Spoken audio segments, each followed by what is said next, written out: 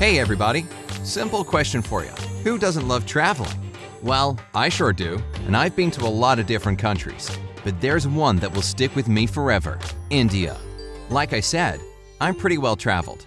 I like to go abroad at least once a year, so I've got a lot of trips under my belt. But when a friend told me that I just have to see India, well, that's exactly what I did. I went in September, the last month of the summer monsoon. It was pretty dry and sunny, but with short rains here and there. The perfect weather for a traveler, if you ask me. Being the confident and well-experienced globetrotter that I am, I went there prepared, and I thought I was ready for anything. Boy, was I wrong.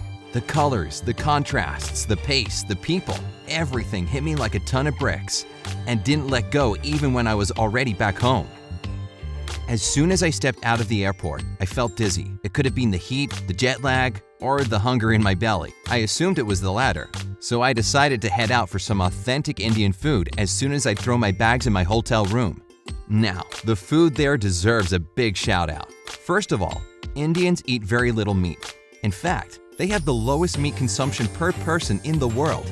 Most of their dishes are vegetarian, and meat is replaced with soy meat. This is mostly because 80% of the population is Hindu. Probably like you, I'd always heard that Hinduism requires a strictly vegetarian diet, but that's not the case. It's just because they believe not eating meat minimizes the hurt they bring to other living beings. That's definitely one of the things I learned during my travels, and I was pleasantly surprised. Another thing about food in India is that it's all heavily spiced. That comes as no surprise, really, since India is well known across the world as the biggest spice producer and exporter. But there's one region that stands out exclusively in this regard: the state of Kashmir. It's home to the most valuable spice ever, saffron. Sure, this flower isn't unique to India. It also grows in Iran and Spain. Kashmir, however, produces the highest quality and the most expensive saffron in the world. The town of Pampore is literally built around saffron fields. There are actually 3 varieties cultivated there. There's Mongra, the most expensive one, that costs about $1,600 a pound. Then you've got Lacha, which, interesting enough, is less pricey at $1,000 per pound. Yet saffron farmers say it's the purest. And finally, there's Zarda. It's the cheapest, but only compared to other varieties, because $250 a pound isn't exactly what I call cheap. Anyway, India's spice game is definitely on point. So, I found a good place to eat, and as soon as I saw the menu, I remembered that Indian is also famous for its large variety of teas, or as the locals call it, chai. You should see the sheer number of options. I never thought there could be that many types of tea. If you're a tea drinker, I'm sure you know Darjeeling and Assam. But have you ever heard of Karnataka or Kangra? Does Munnar ring a bell? I don't blame you. I had no idea that these kinds exist either, and those are just the tea-producing regions. There's even more once you get into the types of chai by adding particular spices and herbs. Take, for example, masala chai, which is made with cinnamon, ginger, cloves, and herbs. I personally fell in love with butter tea. It's so thick and creamy, I could drink it by the gallon. Basically, you take tea leaves, some butter, hot water, and salt. Mix it all up and thank me later.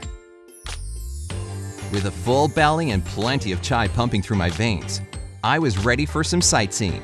I landed in New Delhi, so I spent the rest of the day walking around and taking in all the sights. Whenever I go abroad, I like to carry a little phrase book in the local language. Well, if you ever find yourself in India, you're gonna need a really big book because there are actually 22 officially recognized languages there. English is among them, so I was okay just sticking to that. But those 22 official languages are just a drop in the huge linguistic ocean of the country. By different accounts, there are from 122 to 300 major languages spoken in India, as well as up to 1,600 lesser-known ones. Basically, if you travel from one town to another, you'll hear people talking a different language. And if you happen to go to another state, you can forget everything you might have learned in your previous location. How they manage to communicate with each other is still beyond me. New Delhi was awesome. I wish I could talk more about it, but I had a lot to see. I did find time to take a train up to Amritsar and see the Golden Temple. How do I even begin to describe it? The whole thing is covered in gold and sits in the middle of a huge pool of water. This is where the tradition of langar takes place. Langar is a vegetarian meal that's given to any and everyone who comes to the temple, regardless of their background or beliefs. Just imagine, the Golden Temple provides a free meal to over 50,000 people a day. And on special occasions, it can feed up to 200,000. I got a free meal too, and it was really delicious. You can volunteer there as well. I did just that because I was in so much awe about the place, I didn't want to leave. What I actually regret is that I didn't get to see the Kumbh Mela in action. It's one of the greatest celebrations of India, and apparently it's a sight to behold. In 2011, so many pilgrims gathered in one place that the whole congregation of 75 million people was even visible from space. This year, it's taking place from January until early March, so if you've seen it with your own eyes, just know that I'm so jealous. In fact, whatever India does, it does it on a huge scale. For example, it has the largest number of post offices in the world.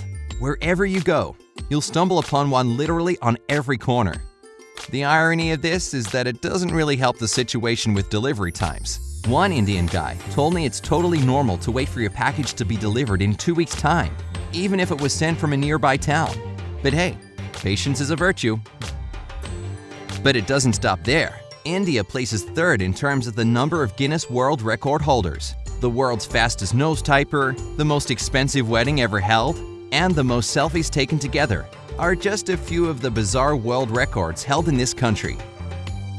What else? The largest railroad network in the world? Check. Well, almost, since the United States does technically have more. But anyway, India has built over 3.5 million miles of railroads, which, considering the smaller size of the country, still means easier transit within and between different locations. With that in mind, it shouldn't really be a huge surprise that Indian Railways is also the largest employer in the world. It has over 1 million employees, and considering the country's extensive railway network, these people are scattered throughout India, from the smallest villages to the biggest cities. The number of jobs grows every year, so it looks like you could always get a job there if you're looking for employment in India. Anyway, what can I say about my final impressions? I was blown away, and I seriously didn't want to leave this fascinating place. Visiting it was like going to a whole new world for me. I tried to get as many souvenirs as I could, but I almost forgot one important thing. If you ever go there, by the way, you'd better remember it too. No one is allowed to take India's national currency in or out of the country. It's actually against the law, so make sure you change your money before you cross the border. I almost made this mistake, but a friendly local told me to exchange my rupees at the airport, and off I went, headed back home with my suitcase full of exotic stuff and my head pulsing with impressions.